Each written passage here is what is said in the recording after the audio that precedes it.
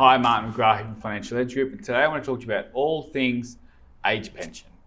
What does it mean? How much can you get? When can you get it? How do we get the most out of it? So point number one is I want to talk to you about when are people eligible and how does it work. So step number one is we need to meet a certain age criteria. The criteria used to be 65, it's slowly being moved to 67, and you can see that obviously depending upon your date of birth, depends on when you reach that age. So it really comes down to your date of birth and comparing to the table about when you reach your age pension age. It can be the case that one partner might receive it before the other. So if one partner's old enough, they'll start getting it even though the other partner isn't of age pension age yet. They'll get their portion for a period of time, and then when the other partner's eligible, they'll start getting their share as well. The way it works though is you're assessed on your total assets, and there's only one or two ways that we can be a little bit tricky and try and hide some assets legally. I'll explain a little bit more in another video. Once we've met our age requirement, we need to look at the financial side of things. We need to start getting everything ready to start submitted. Because the way it works is there's two financial tests that are done. One's called the asset test and one's called the income test. So the way the asset test works is they look at all your assets. What's an asset? Something that you own. So your house is exempt, typically, but otherwise we're talking about money in the bank, cars, shares, super, business assets, investment properties, anything like that that you own is regarded as an asset. What they do is there's certain limits. I'll explain that separately. There's certain limits and they'll figure out how much of the age pension you're entitled to. They'll also go and do what's called an income test. So look at your income. How much are you earning? Either that's work, your partner's work, your business. If you're retired, is it your investments or your super? Certain formulas they use that. And they look at your income test. What they'll do is look at both tests, figure out which one you're entitled to less pension on, because often they're not the same. You get more on one and less on the other. Whichever one is the less, that's the one you're assessed on, unfortunately. So basically, they want to pay out the lesser amount, but they do both tests at the same time, figure out effectively what is the best outcome for them, worst outcome for you, and that's how much pension you're entitled to. Once you've got that set up, there's some other things. There's some supplementary, there's some healthcare cards, there's concession cards that come with all that, and you've got to go through submit application process to get that in order. It's important to collate all the information together, to just do it once, do it properly, because it does take them a while to review it, assess it, come back to you with questions and approve it. If you've got it all in order the first time, you get a much smoother outcome rather than going back and forth, because often when you go back, you're at the bottom of the line again. So I've seen applications take up to 6 months or longer just because there's too much back and forth. I've seen the right application done in the right order that we helped manage to make sure everything was done, sorted, submitted at once, approved in about 2.5 weeks, and the money started arriving the week after. A great outcome. Importantly, once you start getting it, the process isn't over. It's a continual review from both sides. So what I mean by that is every 3, 6, 12 months, you're required to kind of update Centrelink with what's happening in terms of your retirement. So even if you're retired and you're not working anymore, we've still got to give an update. What's your super balance now? What's your bank account balances now? Are you saving money? If your assets start going up, you'll get less pension. Have your investments gone down because you've been living off them, you've been spending, you've been doing holidays, you've been doing some renovations around the house? Or if the share markets haven't gone in your favor, well then we want to report back to them and say, hey, our assets were this high, now they're lower, can we get some more pension? And often that's the case. So once you've done up, you're sorted, it's in place, there's still some maintenance along the way to make sure you're compliant, but also getting the best out of your age pension. So what is the asset test? Centrelink look at you and assess you on an asset test. So what exactly does that mean? An asset is typically anything you own. That gets assessed. So what does that look like? I'm talking about cash, bank accounts, term deposits, shares, managed investments, your super or your pension, all that kind of stuff. If you've got a rental property, that gets included. If you've got other gold or silver or artwork or kind of collectibles, that's also an asset as well. Personal assets, so cars, belongings, contents, all that kind of stuff is regarded as assets.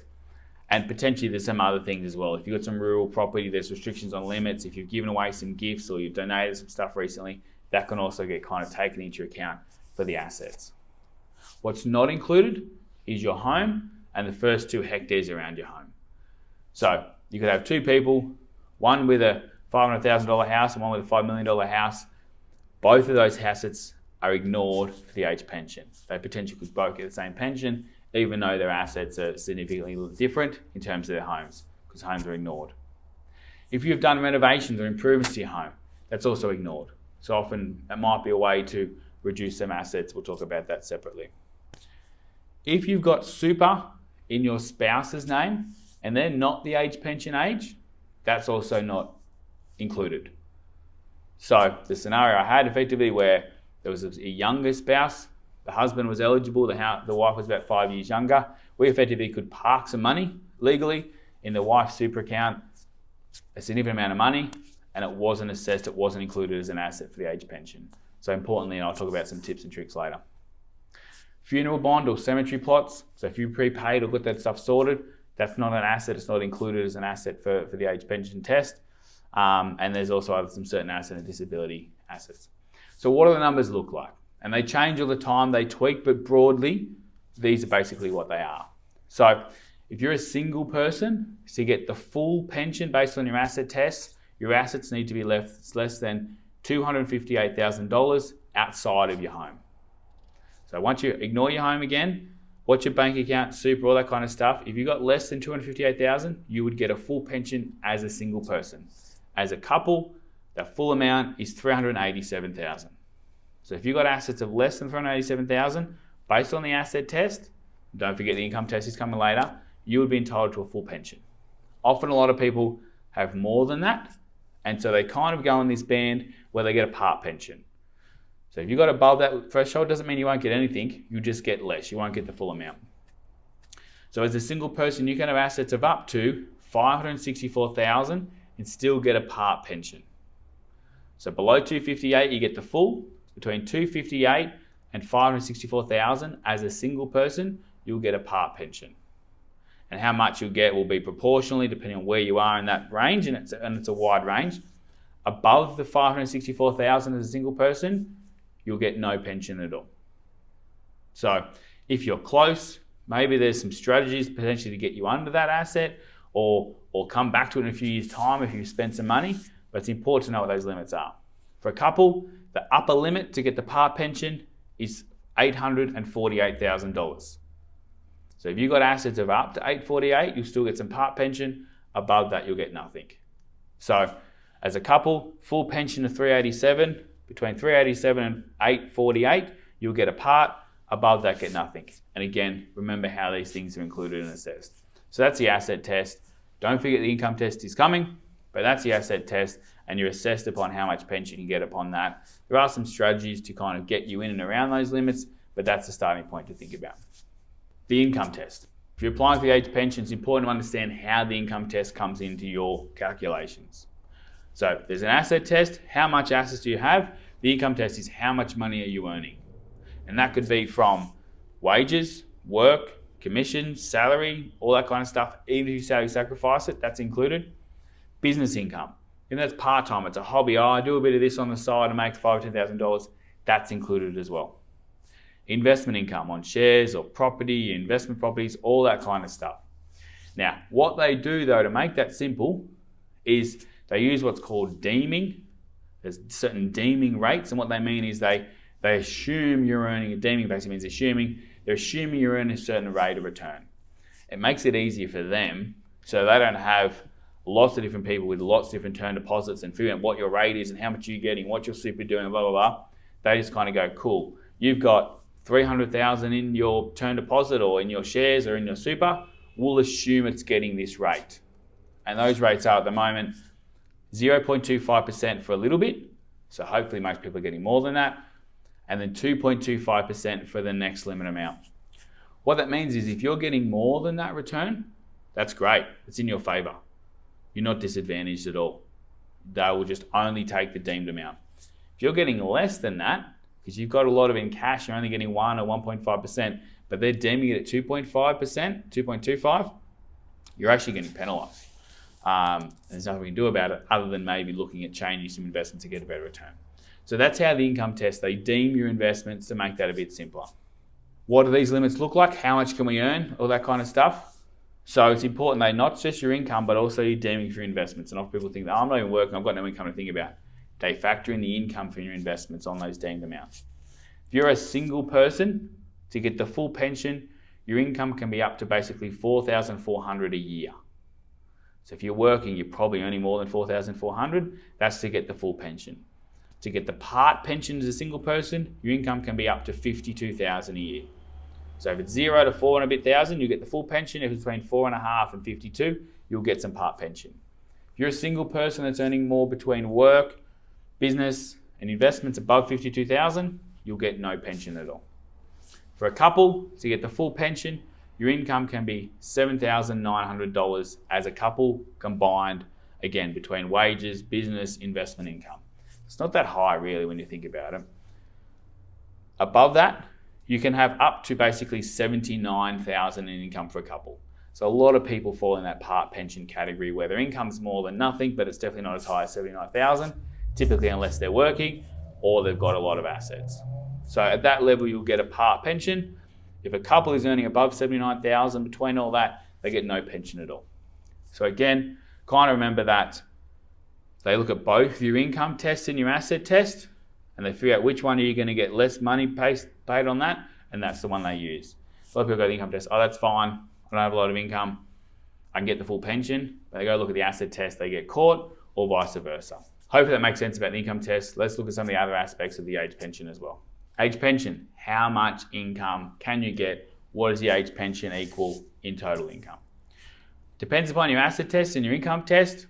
Now we've sorted that out, let's figure out how much is the actual age pension. If you were to get a full age pension as a single person, that's $860 per fortnight, $430 a week. On top of that, you get some supplements, some energy supplements, some pension supplements, all that kind of stuff. So in total, it could be up to $940 for a fortnight, or about $470 a week. For some people, that's enough to live off. For a lot of people, it's not enough to live off, and therefore they need some extra income, investment income, pension income to top that up. That's the full pension.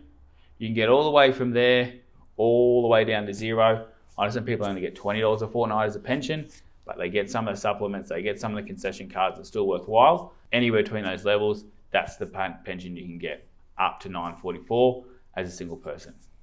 As a couple, it's each, so it's less, but a couple can get up to basically $648 a fortnight each. With supplements, it ends up being about $711 a fortnight each. Now, if you've only got one person that's of age, they'll get that amount or up to that amount, and the other person will get nothing. And then when they become eligible, they'll start getting some pension as well. That's the maximum. $711 in total per person. So combined, that could be about $1,420 a fortnight, or about $711 a week. Again, some people can live to that, a lot of people can't. Therefore, you need some other investments, you need some other assets to help supplement that on top to make sure you can survive. And you're allowed to do that. Again, they're the full amounts. Make sure you understand the asset test and the income test to figure out how much you'll get. If you qualify for 80%, well then you've got 80% of that amount. If it's 50%, 50% of that amount. It's proportionally along the way. What strategies can we do to get more age pension? This is the exciting bit. And I've got about 7 strategies that I use that some might apply for some people, but not for others. There are ways we can get more age pension. So let me run you through those. Number 1 is planning. Sounds boring, but planning. The more we plan for this, ideally 5 years out, but if not at least 12 months out of when we know we're going to be eligible based upon our assets. Why is that important? There's often sometimes some opportunities to move some money around, rejig some money, know when we're going to be eligible, understand the limits, all that kind of stuff to plan properly to help us get more age pension. If we just rock up on the day we're eligible and it's just whatever it is, I didn't do anything, well, that's fine. That can be the case, but you might be doing yourself a disservice. If we're planned 12 months out, maybe we'll put some money over there, maybe we'll spend some money here, all that kind of stuff. You often get a better assets about moving some assets legally to get you more age pension. Point number 2, sounds silly, but valuing assets correctly. So if you've got the wrong value on the shares or the super or whatever, or the bank account, you can penalize yourself. And sometimes that happens, but often not. What I'm probably more worrying about or focusing on is the personal assets. And what I mean by that is that the car, the contents, the clothes, the jewelry, all gets factored in as well. But the Centrelink rules is they're not looking for the insured value or what you bought it for or what you would want to replace it with. What they're looking for is basically what is the second-hand value of that. So if you were to sell that, so your diamond ring that came from Nana that is insured for $5,000 and you wouldn't give it up for the world, but what would someone else pay for it? Just because in your mind it might be worth $5,000, $10,000, $50,000 doesn't mean that's what we want to put on the Centrelink form. If you go to a jeweler and they said, what would you buy this for? And they say $500, that's the figure we want to use in that form. Because the lower those assets are, the more pension you'll be entitled to. So it's important to understand that when we're valuing that stuff. And the same goes for everything. What's the lounge worth? What you bought it for, what would someone buy it for? Maybe nothing, maybe 50 or $100. So all those kind of things around that. Same with the car, all those kind of personal items. Importantly, we're not trying to gloat about how much it's worth and blah, blah, blah, how much it might have cost to settle this stuff up. What is the secondhand value? What would someone pay for that? Make sure we value that appropriately. Point number 3, tip number 3 is pay down any debt, particularly home loan or bad debt.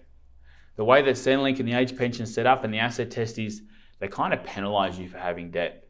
Because if the example is, let's say you had a home loan still of $50,000, but over here you had a bank account with $80,000 that you were trying to protect and keep away, and that was an inheritance, you didn't want to touch it. By having that debt of $50,000, they're ignoring that. So they're still taking your total cash balance at $80,000. If you took $50,000 out and paid that off that loan, even if you just paid it down to zero and didn't actually close it, your assets now go from 80 to 30. In effect, you still kind of have the same when you look at your net assets, but Centrelink effectively assess it very different. By doing so, simple thing like that, $50,000 shuffling some money around can get you up to an extra $3,900 a year. It's a lot of money back in your pocket, potentially a few years' time. So do what we need to do to be debt-free as practical as possible, if that makes sense. Happy to have a chat if you've got a scenario to talk about. There's some other kind of complex superstructures, things called annuities, certain sophisticated superstructures that we can set up. If it's in your best interest to do so, often are assessed in your Centrelink assessment, your age assets very differently. They may only take part of that value or half of the value, etc.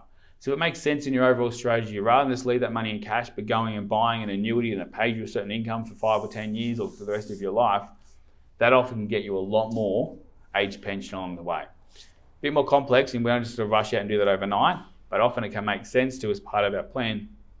Definitely look at something like that. Assets in your younger spouse's name. When I look at the asset test, one of the few exempt areas are if you've got someone who's eligible, they turn 67, but their spouse is only, say, 62. If the spouse is in pension mode, it's assessed. If the spouse is in what's called accumulation mode or super, they're ignored. I actually had a scenario where we're running for a client, similar kind of difference like that, and basically we had $1 million in the spouse's super account. That $1 million alone pushed them over the asset test. But because it was what's called in super accumulation, it was completely and legally ignored for Centrelink. What that meant is that this person was entitled, the older spouse, got $18,000 a year extra pension, which ended up for the lifetime was about $55,000 in pension by having that spouse's account in accumulation. Massive difference from some proper planning. Now, going back to my first point, planning, we had to set that up earlier, move some money around to get that best result. We couldn't have just done that overnight because there's certain limits, but that kind of stuff you can see can make a massive difference. If you're born on the same date, well, there's not much of a difference. We can't do anything too much, but if there's a difference, you've got an older spouse or younger partner, definitely something worth exploring. I can talk about how that might work in your situation to get you more age pension. When the younger person turns age pension age, well, it's assessed no matter what. And my clients lost the pension completely, but they definitely enjoyed it for those 3 and a bit years they got it. So it's worth doing some planning around that. Point number 6, prepay some funeral or expenses, invest funeral bonds, that kind of stuff. Buying a celebratory pot, buying a funeral bond allows you to basically put that money into an exempt asset. You had that in cash, you went and bought that for say $10,000, there's certain limits to check out, but all of a sudden now that's no longer an asset. You can get more age pension because that money's not in the bank. The funeral bond you've got will add value down the track. save costs for the kids, all that kind of stuff, to make sure that's set up the right way. Point number 7, gifting. There are certain rules and limits we need to check out, but you can legally gift a certain amount per year to family members, kids, brothers, grandkids, all that kind of stuff, charity even, to reduce your assets. As I mentioned, there's limits. We can't just go away and give all the money and get a whole bunch of age pension. There's some planning we need to do with that, but there's definitely some ways you can give away some money or move some money around that's in your best interest to help you get more age pension. So they're my 7 tips to help you get the best result. Now you've got your age pension, let's look at some of the other benefits that come along the way. We'll talk about those supplement payments at the start. They definitely help. Another big thing you get is what's called a concession card. And for some people, they get more value out of the concession card than they do the actual age pension itself. So what does that look like? It is a lot of medical stuff and some other stuff. It's bulk bill visits to the doctor. It's cheaper medicine when you're getting your prescription sorted.